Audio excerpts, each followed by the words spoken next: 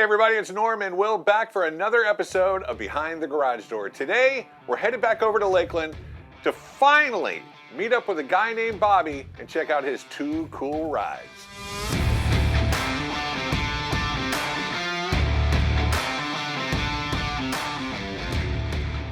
I thought since we're going to see a couple of really fast vehicles, we'd take a really fast vehicle.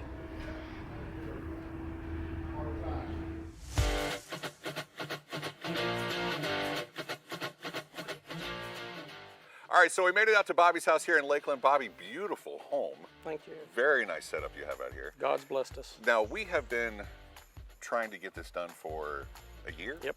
A year. And there's a reason, and I'm honestly glad that we waited a year before we came out here to Bobby's house, because wait till you see what is behind his garage door.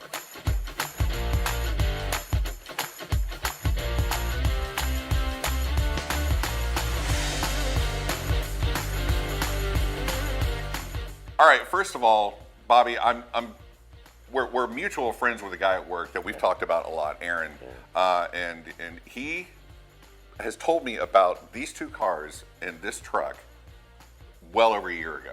And you were working on this truck, and you're like, yeah, I want to do it behind the garage door, but I want to wait till I get the truck done. Truck is done, and oh my God. Okay, first of all, how far back is that engine set? We figure probably 12 to 14 inches. 14 inches. So this is a mid-engine race car. Yes, yes. Wow. You sit in the back seat, extended cab. It's got a funny car cage. You sit in the back seat. Real easy to get into. Does help. Yeah. Hey, I'm 65 years old, so I just get in and slide back. I don't have to crawl over anything. Any help you can get. Now, how long have you had this truck? I had it 3 years. Okay. And the man that owned it before me lives around Brooksville. Okay. And he set it up for a 750 eighth mile index truck. It had a 327 board and stroke, a 369 cubic inch. It was 400 horse. It sounded like it would eat the world up. At 400 horsepower. But it was more like a show car motor because it just sounded good going through a parking lot. Or what Aaron and I call it, fairgrounds. Fairgrounds can. Yeah, McDonald parking lot back in the day, you know. So, you know, it sounded like a thumper. It sounded great. Yeah. And I forgot that 327 doesn't have any torque. No. So we took it to the track before I did anything. Okay. And he had it set up right. I was probably a little heavier than him. And it ran 760, 3 passes in a row. Consistent. Yeah. Wow. And that was just way too slow for me. So I thought, okay. I told my buddy Mike when we put it back in the trailer, he said, well, what'd you think of the first launch? And I said, my 0 turn radius pulls harder than this. So it was, yeah, it was set up pretty good. Motor set back so far if you don't have a lift. I do 90% of the work from underneath the truck. Yeah, I was going to say, because it's not something, I mean, you have to fall into the engine compartment just to get to, hell, the radiator cap. That's why the motor that's in it, we'll go into it in a little bit, but it's a hydraulic roller, so I don't have to adjust valves. Good. You look at that, you can't hardly do it. Well, you can't even go in through does it have a firewall? It's got a firewall, it's got to. It's got to have a firewall, it's got a pop-out center panel that's right behind you on the desk. Oh, okay. And you take it out, I put the carburetor and the distributor in from the cab of the truck. Bizarre. Yeah, it's not the easiest thing to work on, but I made brackets when I pulled the old motor. It bolts up to the boss on each side of the block for your motor mounts. Okay. And then it has rollers on it, and I kept it about that high off the ground so I could crawl underneath it. Got the right height on it, and then I unbolted the mid plate and the front plate and just picked the truck up. So the engine comes in The bottom. from the bottom. Mm-hmm. Either that or you'd have to take the windshield out. I was just getting ready to ask, how the hell would you get the engine out of it? So it all comes out from underneath. Yeah, and it's really simple. It's a lot easier than pulling the motor out the top. You know, the new C8 Corvettes, they're the same way. If you have to do anything to the new C8 Corvettes, the whole cradle comes out through the bottom. Any kind of a unibody or a long sloping front windshield, that's what they do now. That's what everybody goes out the bottom. That's great. It's the alternator's on backwards. Alternator works either way. A lot of people didn't know that. I did not know that. Yeah, so it can go counterclockwise or clockwise. It's generating a field. Huh. That's all it's doing. Wow. That's a hell of a... It doesn't care whether it's right or left. Did you make that motor mount, or did that come with the truck? The front plate? Yeah, the front plate. Yes. That one's been modified. It was there. I put a mid plate in there. It was too small. I put the right size mid plate and all. And just when I took it all apart, cleaned it all up, the guy that built this, he did a lot of good things, and then some things you had to redo. But you know, you do it for you. Yeah. And it hooked and went straight, but like I said, it was a 400 horse motor, and it probably had 350 foot-pounds of torque. Oh, wow. And I'll tell you about the motor in a minute when you want to talk. Oh, well, I'm ready to hear about it now. I'm dying. So the motor I got is actually a Skip White. It's not a race engine, it's pump gas. I run 93. Wow. Yeah, he dynoed in Auburndale on a Superflow dyno. It dynoed at 552 horse at 6,000 RPM. That's crank. 545 foot-pounds of torque. So it's a torque monster. It's a stump pulling joker. Whoa. It's got a lot of grunt for a small block. And how many cubic inches? 427. 427? Yeah. That's a big small block. It's got AFR race ready 220 heads in it. Built great. I mean, you crank it up cold at 70 pounds of oil pressure. I put braided lines. I was afraid I'm going to blow a line out. No you know? kidding. So I even went with a thinner oil just to knock it down a little bit. But it's a solid little motor. It's strong. What carburetor is that? That's an 850 HP Holly. I've got a Tony Morris carburetor that's getting ready to go on there. Will that help it a little bit? Yeah. All right. Yeah, he builds a great carburetor. So. Okay, what transmission's it? It's got a Glide. Went through everything. The motor's brand new. Had Kenny Wells out of Orlando. He's got a 7-second dragster. I mean, fast. He went through it. He said it'll hold 1,000 horsepower. It's got a 4,000 stall. It's got a Glide with a brake. Yep. And I'm old school. Everything I've ever had was foot brake. Yeah. And all of a sudden now I got all these buttons and delay boxes and You're trying to retrain an old guy. I'm old school stuff, so it's different. But I'm getting used to it. So now you've only had it. Aaron kind of threw you under the bus a little bit. He said you had it out for test and tune, but you haven't raced it yet. Haven't raced it. I just run test and tune. I ran every time I change the suspension or do something. I run a solo pass. Yeah. Because once I put this motor in, it pulled hard left. I mean, hard left. The only time I've ever went to the center line, I had to get out of it. And I came home, and the man that built this truck, it's a short bed, but it's a short bed. He cut the frame and shortened the bed 10 inches. So it's even shorter than you think. So the rear end's moved up too? Mm-hmm. The rear end's moved up, the engine's moved back. I mean, this thing's probably... Weight transfer is very good. Is it even all that weight? Almost. Yeah? Almost. I've got all the numbers over there on a piece of paper. It weighs 2,600 and some change with nobody in it, so it's 28 and change with me in it. 2,800 pounds with you in it. And the motor sitting back in my lap. So, yeah. So it hooks really good. It does a 136 60 foot. That's hooking. Yeah. Wow. Yeah, I'm going to get a GoPro because it'll tell you what G's you're pulling. So yeah. It ought to be over a G.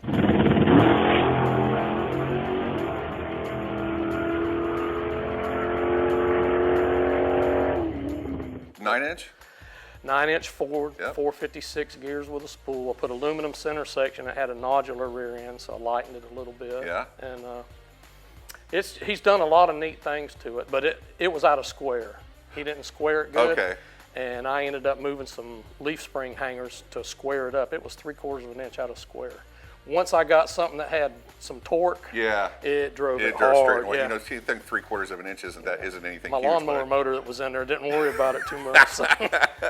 But I actually sold that motor to a guy who's going to put it in a street truck, and I said, perfect. It's a thumper, and you're going to love it. Yep. He's heard it, and hence when he said he wanted to buy it. The old engine I had in my Camaro had a mother thumper in it, and it's you're right. It sounds like the world's coming to an end, but won't get out of its own way. If all you want to do is go through the drive-through and impress people, that's great. But if you want to go to the drag strip, you're going to get your feelings hurt. So. Wouldn't get out of its own smell. No. But it sounded wonderful. Yeah. So. Yeah, that's cool. So what year is this truck? I really don't know. Probably about a 95, 96. Okay. It's the newer body style, where it's not the square front. Yep. And that's what I like. I've got the lift-off hood over there. Yep. So it's just 4-pin, old school. You just set it down on there and pop your pins in. And hop in. And you don't have to worry about Zeus fasteners. You can pull those pins. You don't have to worry about having a tool with you. It's a lot easier, isn't it? Old school. I'm old, man. Yeah, I'm old. I You get set it it with a handheld timing light. There's no computers. It's just something right up Well, my you know, alley. it's got to suck to do the timing on this thing too. No, timing's easy. Because you got to be up here and then back there. Timing's easy. You right here, and then I'll sit inside and adjust the carburetor or the distributor. Distributor. Yeah. What do you need a little more? And he says, yeah. Then I so lock it takes down. two people to time it. Yeah, I do it by myself. I just have to leave a snug on the distributor where I can go back there and rotate. It takes longer. That makes sense. But, So engine set back 14 inches, rear end set up 10 inches.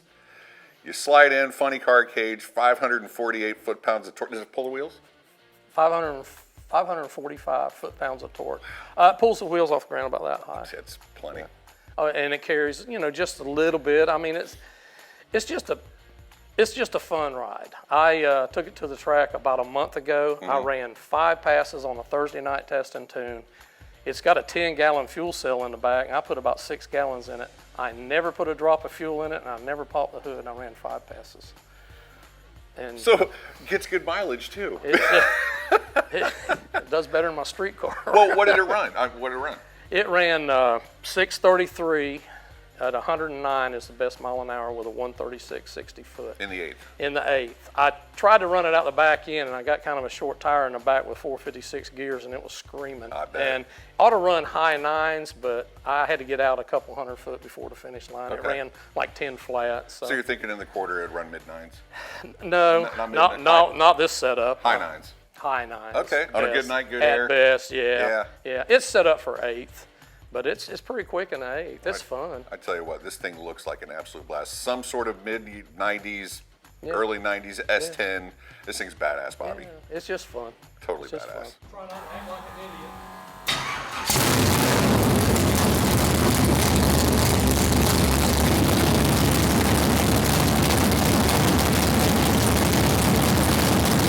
All right, Bobby, so we move over to the 72 Chevelle. And I recently, this is recent, within the last year or so, I finally figured out how to tell the difference between a 71 and 72. All right, How I do it, now I know there's differences in the turn signals, I think. That's how I do it. How I tell it is there's these 2 bars on the 2, and there's 1 bar and a 1. That's how I tell the difference. And a 71 has a 2-piece turn signal, and a 72 has a single That's piece. the difference. Yep. Okay. That's the easiest for me to mark. Back to what we were originally talking about. Oh, and by the way, Aaron also told me that you were a smidge OCD, and when I got to your garage, I don't know where he got that from. you're going to tell. So clean, so clean. Well, this is a garage that we all strive to have. Anyway, 72 Chevelle, tell us all about this one. Bought it 24 years ago, 1st of January of 2000. Okay. And my son was 10 years old, and I looked at it. I hunted for a vehicle for a year and a half. Hauled a trailer, my buddy's trailer. Every weekend we went and looked for something and looked at garbage. Everybody wanted. But you took a trailer, so you were serious. I was serious, but man, it was just junk, or they wanted way too much money. And so anyway, I just got tired of looking, and I thought, man, I'm gonna have to just wait a while. And the prices on them weren't extremely high back then. No. So I thought, man, that people want too much money. And a friend of mine that I worked with, Tom, he said, my wife just saw a Chevelle, this red with black SS stripes. He said, you need to go look at it. It was on 548. You perked up. And right in my backyard. So we were working overtime, so I went by on a Friday night, and it was dark, took a flashlight and looked at it, sat out there in the road. You said it, looked at it in the dark. I looked at it in the dark, crawled all around, and you can't see everything. So I went up to the guy's house, and he said, yeah, it's for sale. And I said, well, can I come back tomorrow morning and look at it in daylight? He said, yeah. And I said, well, what time can I be here? And he said, how about 8 o'clock? And I was there at 8 o'clock and brought my nephew so he could drive my truck home because I planned on bringing it. Yeah. And crawled all over it, looked. It had started out, had a 355 Summit crate motor, 365 horse. It was just a cruiser. It had a 273 open rear end. So it run 140 mile an hour, but it took a while to get there. One tire fire the whole way. Terrible. It's terrible. I got a story about that too. Anyway, so we drove it all around, and I said, it's got potential. It needs a lot of stuff, but it was beautiful. It was painted like this. This came from North Carolina. Originally was purchased from a lady that bought it for her and her daughter, and she had a learning permit to drive it to school, high school. In 72. I've got the original sticker of what she paid for it, like $3,625. Oh, wow. And it's all laminated and everything. Yeah, but it's a true SS. I was just going to ask, is it a real SS? It's a true SS, but that really doesn't mean anything. You can just get stuff with it. Yeah. It had a 350, no AC car originally. And I got all the sheet work on it, but it really didn't matter because somebody had already put a crate motor in it. Yeah. The guy that bought it, I think was the second owner, and he was looked over the paint and body shops. Okay. In a Chevrolet dealership in North Carolina. He bought it and did a frame off on it. Okay. So this was painted back in 95 or 96. And that's the paint still. It's held up good. I've washed it. It's been wet like a half dozen times in 24 years. Really? Well, you keep it in here. I keep it out of the weather, and I just quick detail it. I get caught in the rain, either coming from a car show or the racetrack. That's it. Yeah. But anyway, so I ended up buying it and brought it home, and that's where Aaron was out there at Lakeland Drag Strip. I wanted to see what it would do before I ever touched it. Just like you did with the truck. And this was pitiful. This was pitiful. It the one-wheel street tire, you forget it. So anyway, Lakeland Drag Strip's 8th mile. My first pass was a 1250. In the 8th. In the 8th. Then I backed off and didn't smoke the tire the whole 8th, and it did a 1050. And I thought, oh, for Pete's sake. You picked up 2 seconds. And my 10-year-old son says, Dad, put it on the trailer. You're embarrassing me. So I babied it a little bit more, and it ran like 990, which is the equivalent of 15-something in a quarter mile. It was really lame. Yeah. But now I knew where it was at. Yeah. You had your base. Yeah. So then started to work on it, and it ran really good. I was impressed with what I could get out of that motor. Larry O'Neill and I changed the cam in it. He put a 280 comp cam in it. Put a different converter. It had a 350 automatic. Put a 2800 stall in it. Put the rear end. Put a 373s with a posi unit. That woke Went up. back out, and I think the first pass it ran like a 840 or something like that. I go, okay, now we're getting there. Yeah. So I kept tinkering with it. Then I got as fast as it would go. We were going to Bradenton, and I could get it. It ran Nostalgia drags on motor. It ran 1320s to 1340s, depending on the air. And I thought, that's good. That's really good. That's streetcar stuff. You got 12 miles a gallon. It did pretty good. So I got the wild hair, and I put 100 shot of nitrous on it. The best I ever ran, I went out there one Saturday morning when they let you do test and tune up to about 2 o'clock, and then they got ready for the program. Yeah. So I got there, I think it was 9 o'clock, 10 o'clock they opened the track, and air was really cold. The wind was blowing. I had perfect conditions. The wind was blowing from the north, blew the flag off the grommets, off the pole. It was blowing so hard. All my buddies were there. They were freezing. They're all behind the building with the wind block. Yes, perfect. So I ran a 1298 on motor. Yeah. And I thought, it has never done that, so it was perfect. So I put 100 shot on it. And the first attempt didn't go well because I couldn't figure out, it kept popping. It would snatch real quick, and then it would pop, pop, pop. And it did it a couple times. And my buddy was videoing it. And I looked at it and I said, look at the black smoke. I said, it's got fuel slosh. Had a regular gas tank pulling it out of the pickup. Only ran 5 gallons of gas, light, right? I went and put about 8 gallons in it to keep it up there. It ran 1172 on an 8.5-inch slick. And that was kind of scary because that's a lot of car. On a small slick. And it was just doing this at about 115 mile an hour, and I thought, holy cow, but it dropped 1.2 seconds with 100 shot. That is crazy. That's impressive.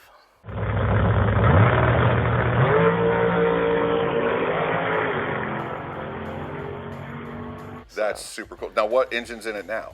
434 cubic inch small block. What is it with you and these gigantic small blocks? I don't know. They're just small blocks. They make a lot of horsepower. That's 600 horse. Whoa. Yeah, that motor's stronger than that one. Is it really? Yeah, but I'm not changing it. Totally, apples and oranges. I mean, you could put a 400 horse. Well, you had a 400, but with the way it's set up, it's different than this. A big, heavy There's street 1,100 pounds difference between those two vehicles. I absolutely believe it. It's automatic? Automatic's got a turbo 400, 4,200 stall. I had 411 gears in it, and when I broke the rear end the first time out with 150 shot, I'll tell you about that in a minute. But it went from 373s to 411s, and it picked it up nicely. And so anyway, when we finally, I went through a lot of episodes with motors. Once we decided to do the Summit crate motor, we're going to make a 383 stroker out of it. Right. All right. And it had trick flow heads on it. and put too big a cam in there for the heads, and I dropped a valve, and the valve head beat sideways in the piston top, and it was ugly. Been there. I've done that. So then we built a GM 400 small block. You can make them run. Really? You know, Siamese cylinders, you know, and people had trouble with them overheating. I didn't have that, but I kept breaking them. Okay. And it wasn't a real high nickel block, so I broke 2 of those. But we dynoed one of the 406s, was like 566 horse, but it didn't last 6 months. Yeah, that sucks. I cracked the block. I wasn't going to sleeve it. Yeah. So we did another one, and finally I said, you know what, I got to spend the extra money, get a dart block. That's what both of these are. They're dart, Okay. little M blocks. You can't beat them. That's the best block in the world. Yeah. And they don't put any extra holes in it because it's weak. So if you're looking for extra holes, they put the basic. It's for racing. Yeah. And so anyway, I had Wheeler Power Products. After I broke the second one, I said I ain't doing it again. Had Wheeler Power Products do either 427 or 434 short block. Had a great sale on them, and I already had good AFR heads that I'd bought. So I said, make it 434. And I asked him, I said, how big can you go on this motor? It's 454 cubic inch it can go. You can actually go 454 cubic inches in a I small think block. they can go bigger on different blocks now than that. But I hope I never have to do that. I hope not either. So it's 434 cubic inch. We've never dynoed it, but I've done a speed calculator. Okay. On motor, it has run. All of them are up there on the board. You know, people go to car shows and they say, oh, I got a 12-second car. Well, show me a video or show me a time slip. Yep. You know, my buddy with a stopwatch ain't going to get it. and Aaron and I talk all the time. We laugh because he's like I am. I'm a true believer. Whatever I tell you, it's 100% true. I ain't going to lie about it. Yep. Because you're going to get your feelings hurt. That's why people don't want to go to the drag strip. Well, the picture that you sent me of this car, we'll show it right now. This is a street car, launching, wheels up. Yep. And this car is no joke. Good looking car, nasty car, and it will hurt feelings. On motor, I've done, in the 8th mile, it's done a 718 right at 100 mile an hour, like 98 mile an hour. And I think the 60 foot was a 156. Quick. Now this is 3,900 with me in it. A lot. Okay. And it ran 1140 at 116, 1140 flat, 116 and a quarter mile. I put 150 shot on it. Now, on the other one, it'll pick the tires up on motor about that high. Yeah. And then it picked them up about that high with 150 shot on a micro switch right out of the hole. I broke the rear end of the transmission the first time I did it. It was worth it, though. I right? wrung all the ears off the transmission, so I had to give him a cord so he could fix it. And blew the rear end out too. So anyway, with 150 shot right out of the hole, it did a 143 60 foot. Wow. And it did a 760 flat at 100 mile an hour in the 8th mile, 1063 at 124. That's a street car, man. It's a street car, and it's other than the really tall slicks you got in the back, very unassuming. Yeah. It's very, very unassuming. Full interior. Yep. Full interior. Everything works. Yeah. Wipers, lights. Yeah. Everything It's works. a street car. Wow. I drive it to Home Depot. Anybody in South Lakeland's seen this car. Yeah. Go to racetrack to fill it up and get a Slurpee. I go to Home Depot. I go to Publix on Shepherd Road or the other one over on County Line. And people go, that's a true grocery getter. Grocery getter. I said, well, you can get home before the ice cream melts. Yes, you can.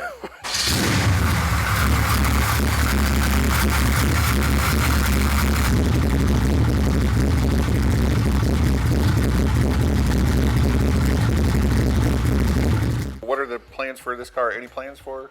Just you see it. Yeah. That's why I ended up with that. I just retired, and that I wanted a 10-second ticket. I went from running 15s to mid-10s. Oh, you were doing more than 15s on that first one, weren't you? Well, yeah, but I'm saying the best I got that night. Okay. So I gave it, I knocked it down. So it runs 15s, and now it runs 1063 on spray. You know what? And that is all nothing but respect. And it's dependable, and it's a true street car. The only time it goes on a trailer is if I'm going to Bradenton so I can get it home if I break something.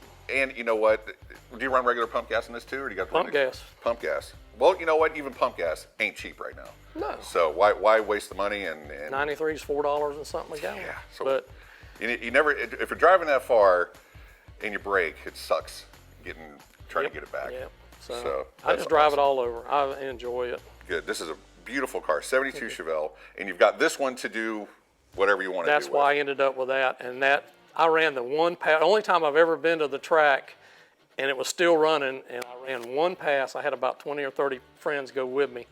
And when I got my 10-second ticket, we all sat around. And they go, "You going to run again?" I said, "No, I'm going to put it on the trailer." Done. It runs. I don't have anything leaking out of it. It ran 10s? And that was it. That was a couple it. years ago. I love it. I love it. Absolutely. Bobby, I'm glad we waited a year, and I'm so glad you finally were able to get us out here for an episode of Behind the Garage Door. Bobby, thank you so much. All right, man. We're going to head back to the dealership and wrap it up. All right, everybody. That was a year worth waiting for. Those are just two of the coolest cars that I think we've had on Behind the Garage Door yet. And the fact that we had to wait a year, that you know what, sometimes the waiting is the hardest part, but it was definitely worth it. Big cubic inch small blocks in that Chevelle and in that truck. You know, friend of a friend hooked us up with Bobby. And if you have a friend or you know somebody that has some cool cars tucked away in their garage that they want to talk about, by all means reach out to us and let's get that on the books so that they can be a part of Behind the Garage Door. Stay tuned for more episodes. Stingray Chevrolet, relax, enjoy the difference.